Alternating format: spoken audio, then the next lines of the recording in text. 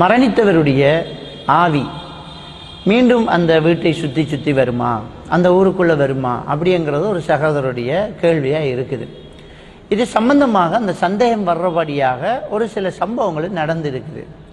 அதாவது மரணித்தவர் அவருடைய வீட்டு கதவை தட்டினதாகவும் அதே குரலில் கூப்பிட்டதாகவும் பேசினதாகவும் மக்களிடத்தில் சில வதந்திகள் வந்துக்கிட்டு இருக்குது. சிலருடைய வாக்குமூலங்கள் எப்படி இருக்குன்றால், ஒரு சிலர் மரணித்ததுக்கு பிறகு அந்த தெருவில் போகும்போது அவரை நாங்கள் கண்டோம், அப்படி சத்தங்கள் கேட்டுச்சு, கதவை தட்டிச்சு, இப்படியான சில பயங்கரமான நிகழ்வுகள் நடந்திருக்குது அப்படி என்று சொல்லி ஒரு சிலர் சொல்கிறதும் உண்டு. ஆக இதுக்கு விளக்கம் சொல்லும்போது என்ன சொல்கிறாங்கன்னா, மரணித்தவருடைய ஆத்மா 40 நாள் அவர் இருந்த இடத்தை சுற்றிக்கிட்டு இருக்கும். அவருக்கு கடன்கள் இருந்தாலோ அல்லது அவர் பெரிய பாவங்கள் செஞ்சிருந்தாலோ அவருக்கு கபரில் தூங்க முடியாமல் இருக்கும் அப்படின்னு சொல்லி ஒரு சிலர் கருத்துக்களையும் சொல்லுவாங்க. இதை சின்ன குழந்தைகள்கிட்ட பெரியவங்க கதையாக கூட சொல்லி மக்களிடத்தில் ஒரு பெரிய பீதியும் பயமும் உண்டாயிட்டே இருக்குது. ஆக இந்த கேள்வி வாரத்துக்கான நியாயம் இப்படி இருக்குது. இது சம்பந்தமாக இஸ்லாமிய மார்க்கம் என்ன சொல்லுது அப்படிங்கிறத நாங்கள் பார்த்தா, அல்லாஹ் தஆலா சூரத்துல் முஃமினூன் 100வது வசனத்தில் மரணித்தவர்களும் உயிரோடு இருப்பவர்களுக்கும் இடையில கியாமத்து நாள் வரை ஒரு திரை உண்டு, பைனஹுமா பர்ஸகுன் இலா யௌமி யுபஅஸூன். மரணித்து விட்டார்கள் என்றால் உயிரோடு இருப்பவர்கள் கியாமத்து நாள் வரை அவர்கள் சந்திக்க முடியாத ஒரு திரை விழுந்துவிடும் அப்படின்னு அல்லாஹ் தஆலா சொல்லி காட்டுறான். அப்போ அல்லாஹ் இந்த உயிர் மரணித்து விட்டால் அந்த உயிரை எடுக்கிற சம்பந்தமாக திருக்குர்ஆன்லையும் ஹதீதுகளையும் பல இடங்களில் சொல்லி காட்டுறதை நாங்கள் பார்க்கலாம். ஹதீதும் அல்லாஹ்வுடைய வஹி தானே. அப்போ நபிகள் நாயகம் ஸல்லல்லாஹு அலைஹி வஸல்லம் அவங்க சொல்கிறாங்க, இந்த உயிரை கைப்பற்றி மலக்குமார்கள் எடுத்துகிட்டு போவாங்க. இந்த உடம்பு இங்கே இருக்கும். இந்த உயிரை கொண்டு போகும்போது அல்லாஹ் தஆலா அந்த மலக்குக்கு கட்டளையிடுவான், உக்துபு கிதாப அப்தி ஃபி இல்லியின். இல்லியூன் என்று சொல்லக்கூடிய நல்லடியார்களுடைய பெயர் பட்டியல் எழுதக்கூடிய ஏட்டில் அந்த எழுதிடுங்க அப்படின்னு சொல்லுவான். பாவிகளாக இருந்தால் சிஜ்ஜீன் என்று சொல்லக்கூடிய இந்த நரகவாதிகளுடைய பெயர் பட்டியல் எழுதக்கூடிய அந்த ஏட்டில் எழுதிவிடுங்க அப்படின்னு அல்லாஹ் தஆலா சொல்லிட்டு அதை பூமியில் அது ஆலமுல் பர்ஸக் என்று சொல்லக்கூடிய அல்லாஹ் சொல்லக்கூடிய அந்த திரையுலக வாழ்க்கை, அதை கபருடைய வாழ்க்கைன்னு சொல்கிறோம். அந்த கபருடைய வாழ்க்கைக்கு அந்த உயிரை திருப்பி விடுறான். ஆக உயிரோடு இருப்பவர்களுக்கும் அதுக்கும் எந்த சம்பந்தமே கிடையாது, அவங்க திரும்பி வரவே மாட்டாங்க. இதுதான் நிதர்சனமான உண்மை.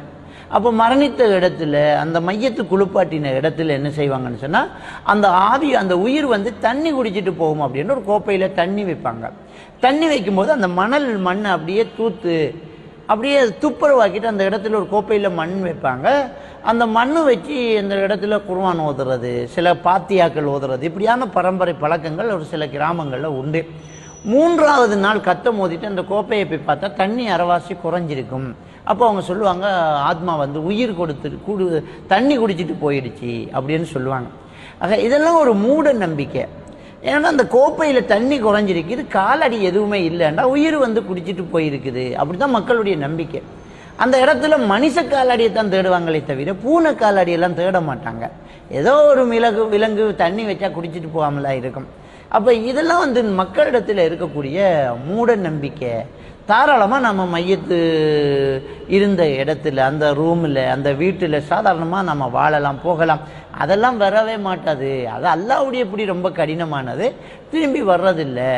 இது ரொம்ப முக்கியம். ஆனால் ஒரு சிலர் சொல்கிறாங்களே, நம்ம கண்டோம், காதால் கேட்டோம், கதவை தட்டிச்சு, பயங்கரமாக இருந்துச்சு, அந்த குரலை நான் கேட்டேன் அப்படின்னு சொல்லுவாங்கள்ல. இந்த விஷயங்களை பொறுத்த வரைக்கும் இது ஒரு சிலது ஒன்று இன்னொன்றாக பெருகி மருகி வந்த கதைகள் ஒரு சிலது இருக்குது. ஒரு சின்ன சத்தம் உண்டு, அதை ஒரு ஆள் சொல்ல போய் அது அப்படியே இன்னொன்றாக போய் அது இன்னொன்றாக மாறி இப்படியே வந்த கதைகள், நிறைய கதைகள் இருக்குது. ஒரு வார்த்தையை சொல்லும் போதுங்க அந்த வார்த்தை அப்படியே விஸ்வரூபம் எடுத்து வேறு ஒரு விஷயமாக என்ன செஞ்சிடும், வந்துடும். அதுக்கு நிறைய மக்களிடத்தில் என்ன செய்யுது, நிறைய உதாரணங்கள் இருக்குது. உதாரணமாக ஒரு கதை சொல்லுவாங்க. ஒருத்தன் வாந்தி எடுக்கிறான், கொஞ்சம் கருப்பாக இருக்குது. அந்த வாந்தி எடுத்த மனுஷனை பார்த்துட்டு போய் ஒருத்தர்கிட்ட சொல்கிறாரு, ஐயோ அவன் வாந்தி எடுக்கிறான், அப்படியே கருப்பாக வருது அப்படின்னு சொல்கிறார். அதை கேட்டுட்டு போய் அவர் போய், மாமா வாந்தி எடுத்துறான், அப்படியே காக மாதிரி கருப்பான் அப்படின்னு அவன் போய் சொல்கிறான்.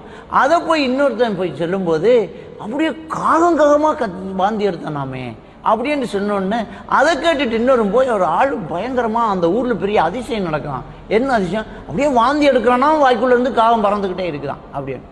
ஒரு சின்ன ஒரு விஷயம் அப்படியே மருகி வரும் பாருங்க. இப்படி ஏதோ ஒரு சத்தத்தை சொல்ல அந்த ஆளு தான் வந்தாரு, அதை கதவைத்தான் தட்டினார் அப்படின்ட்டு மருகி அப்படியே விஸ்வரூபம் எடுத்து வந்த கதைகள் நிறைய இருக்குது. ஒரு சிலருக்கு அந்த சத்தம் கெட்டது இருக்குது, அது ஹலுசினேஷன் என்று சொல்றது. மரண வீட்டில் இருக்கக்கூடிய அந்த முக்கியமான அந்த நெருங்கின உறவினர்களுக்கு அந்த ரொம்ப பெரிய ஒரு கவலை இருக்கும், அந்த இளவிறக்கம்னு சொல்லுவாங்க. அந்த இளவிறக்கத்தில் இருக்கிறவங்களுக்கு அந்த மனிதன் பேசின மாதிரி, அவர் இருமிக்கிட்டு வந்த மாதிரி, அவர் சத்தம் போட்ட மாதிரியான மாயை தோற்றங்கள் உண்டாகும். இது ஹலுசினேஷன் அப்படின்னு சொல்லுவாங்க, புலன்களின் புரள்வு. அப்படி ரொம்ப ஃபீலிங்கில் இருக்கும்போது அவர் வந்த மாதிரியே இருக்கும். அதை நம்ம பழையவர்கள் சொல்வார்கள், அரண்டவன் கண்ணுக்கு இருண்டதெல்லாம் பேயி அப்படின்னு சொல்லுவாங்க. நம்ம ஒன்னையே எதிர்பார்த்துட்டு இருக்கும்போது அது வந்த மாதிரி இருக்கும். நம்ம போஸ்ட்மேனை எதிர்பார்த்துக்கிட்டு இருப்போம், நமக்கு முக்கியமான ஒரு லெட்டர் வரும், வீட்டு கதவுல பெல் பண்ண மாதிரியே இருக்கும், கதவை தட்டின மாதிரி இருக்கும், சார் போஸ்ட் அப்படின்னு சொன்ன மாதிரியே இருக்கும். யாரு என்ன சொன்னாலும் அப்படித்தான் நமக்கு தெரியும்.